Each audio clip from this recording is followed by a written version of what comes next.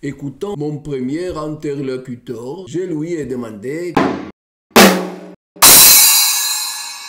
Bonjour à toutes et à tous.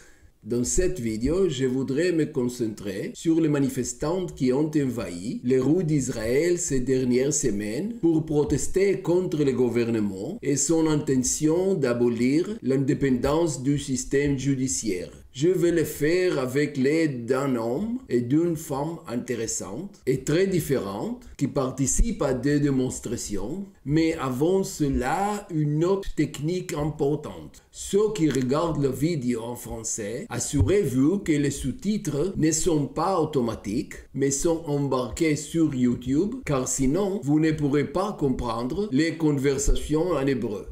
Mon premier interlocuteur est Ishai Adas, un vétéran parmi les manifestants et le chef de l'organisation, dont le nom fait écho à l'acte d'accusation de Benjamin Netanyahu, Crime Minister. Premièrement, je lui ai demandé de comparer les manifestations d'aujourd'hui aux manifestations qui ont eu lieu il y a 2 ans devant la maison du Premier ministre à Jérusalem. מבחינתי זה תמיד היה אותו מאבק, מה שאוהבים לקרוא רל"ב.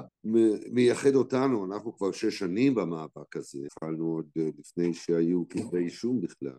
שזה האישיות המופרעת של מר בנימין נתניהו, שאתה מסתכל על אשתו, אתה מסתכל על הבן, אתה מבין שזה תופעה. כנראה מהרגע שהוא נולד, עד הרגע הזה איזה מין חלום על כוח אבסולוטי. לך תדע, אולי בעוד שנה, אם הוא ישרוד, אז אולי יכול להעביר חוק שבחירות כל 4 שנים זה קצת יקר ומיותר, ואפשר כל 8, אולי להוציא את הארגון שלנו מחוץ לחוק, ארגונים דומים לנו. Je lui ai demandé quel était, selon lui, l'objectif principal du gouvernement de droite actuel. הם מדברים היום על ביטול חוק כבוד האדם וחירותו, שזה בעצם החוקים היחידים שיש בארץ שמבטיחים את זכויות הפרט. אז יהודית ודמוקרטית קשה, אז אולי יהודית ודיקטטורית יהיה הרבה יותר קל. הבעיה שיותר מ-50% מתושבי המדינה עדיין רוצים להרגיש את עצמם חלק מהעולם הדמוקרטי, ולא מתחשק להם יהודית ודיקטטורית, וזה אנחנו ברחובות. יש טענה שאומרים עליכם שבעצם אתם מאלה שגנבו להם את המדינה, עכשיו רוצים להחזיר לעצמם את הכוח. אני לא חושב שמדובר פה בכלל על כוח, ואני לא מרגיש שנגנבה לי המדינה. אבל בואו נסתכל על הבחירות האחרונות. מי מרכיב את הממשלה שלנו? דבר ראשון, את הנאשם בפלילים, ממריד נגד המוסדות הדמוקרטיים של המדינה במשך שנים. עכשיו, מי איתו?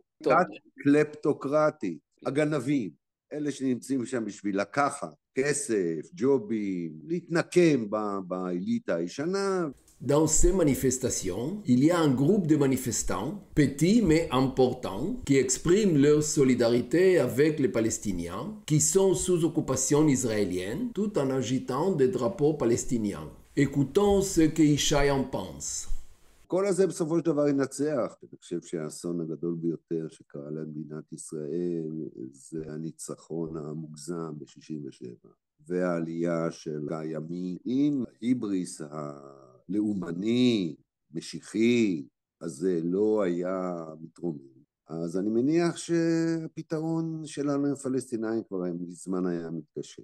בסופו של דבר זה בני אדם שנמצאים בשטח, ולכולם מגיע זכויות אדם וזכויות לאומיות. אני מדבר באופן ספציפי, דגלי פלסטין בתל אביב, זה לא מפריע לי, מונפים על ידי ישראלים. הם חלקם מניפים את דגלי הרשות הפלסטינית, לא בגלל שהם תומכים בטרור. אתה תומך בזה או שזה לגיטימי? כל מי שחושב, כן, יש מה לעשות, יש גם אנשים שמאמינים בשלום.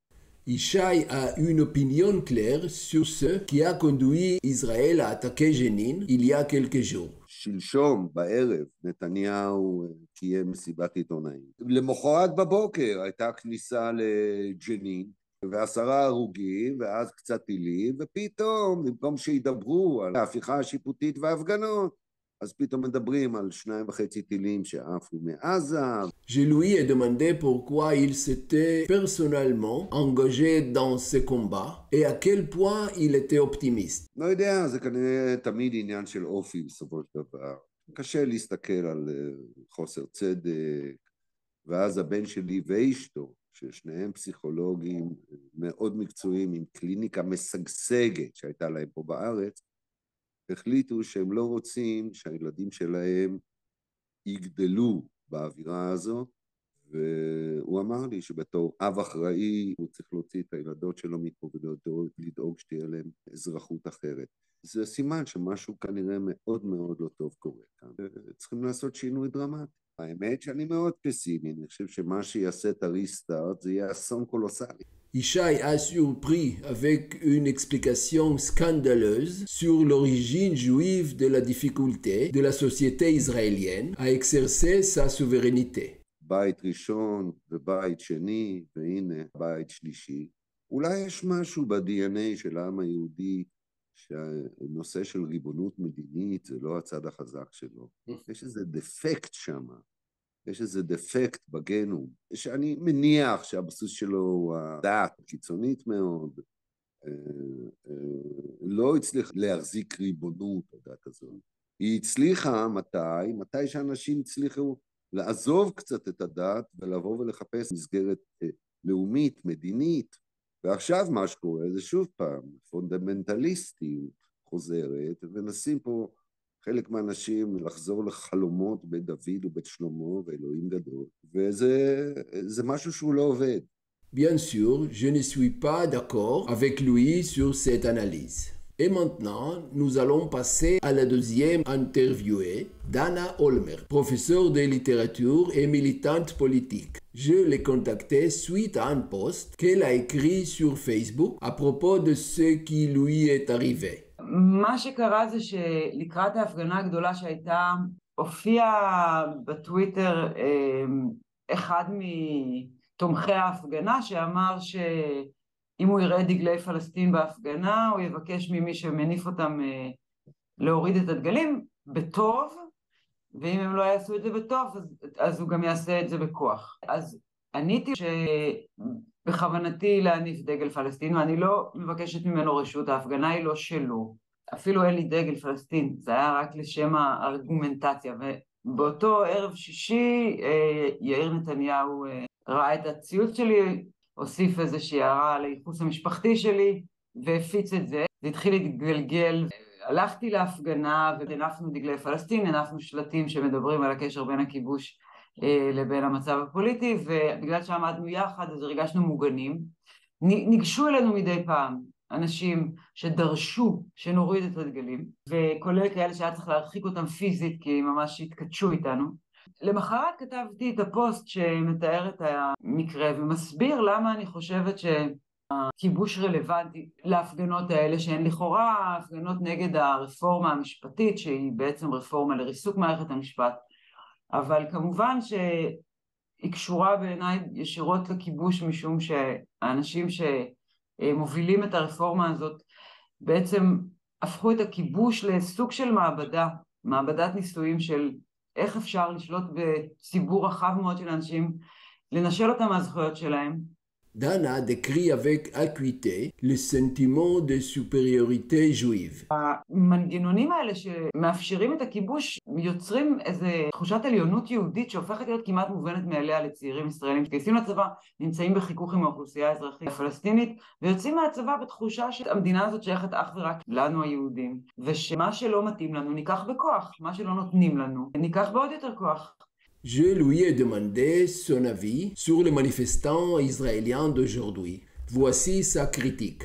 אלה שבאים להפגנות תופסים את עצמם כליברלים, אבל מה שמסוכן זה המסגור של המהלכים האלה כאיזה מין משהו שמתרחש out of the blue. כאילו לפני 2 דקות הייתה פה דמוקרטיה, ועכשיו מגיעה הממשלה הנוראית שלוקחת את הדמוקרטיה.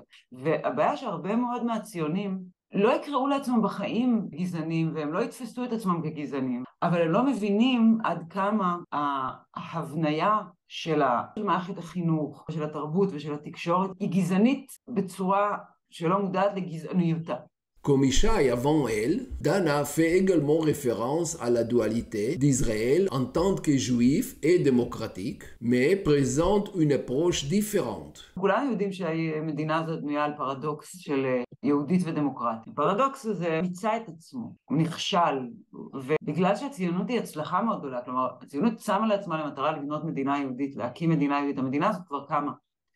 אבל את יודעת, דנה, זה בעיקר תודות לימין, צריך להודות להם, אני חושב. עכשיו בממשלה הזאת, לדעת, מרסקת אותו לחלוטין, זהו, הפער הזה נגמר, והדמוקרטית הולך להיעלם כמעט לך. כן. Je lui ai demandé de décrire le développement de sa conscience politique qui l'a amené à abandonner le sionisme. אני תוצר מובהק של מערכת החינוך הישראלית, כלומר, מערכת חינוך ליהודים בלבד. גדלנו על הנרטיבים הציוניים של מעטים מול רבים, של טוב למות בעד ארצנו, שאנחנו פה הקורבן, ואחרי השואה, והקמנו מדינה, והערבים יש להם המון מדינות, והם ניסו לנשל אותנו. זה מלחמת לבנון הראשונה, הייתי בת 10, הייתה נקודת השבר מבחינת ההצדקה של המלחמה, כי הייתה מלחמת ברירה, לא הייתה על שטחי ארץ ישראל.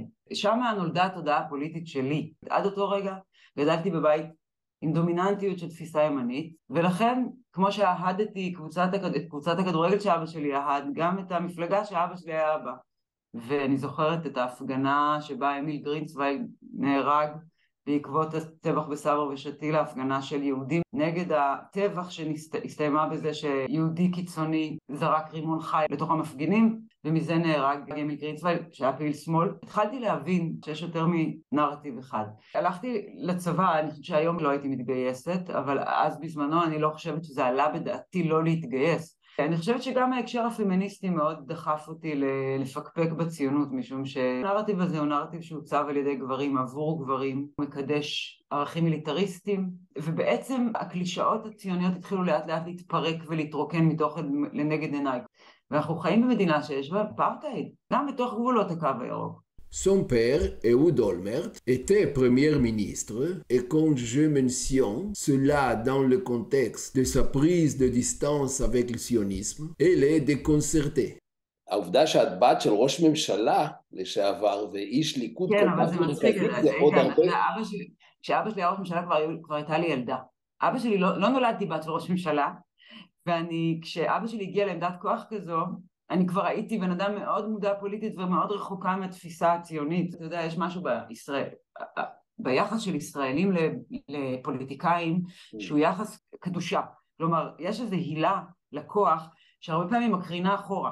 כלומר, אני הבת של ראש ממשלה, למרות שרוב חיי אבא שלי לא היה ראש ממשלה. הוא היה ראש ממשלה כשאני הייתי כבר בת כמעט 40.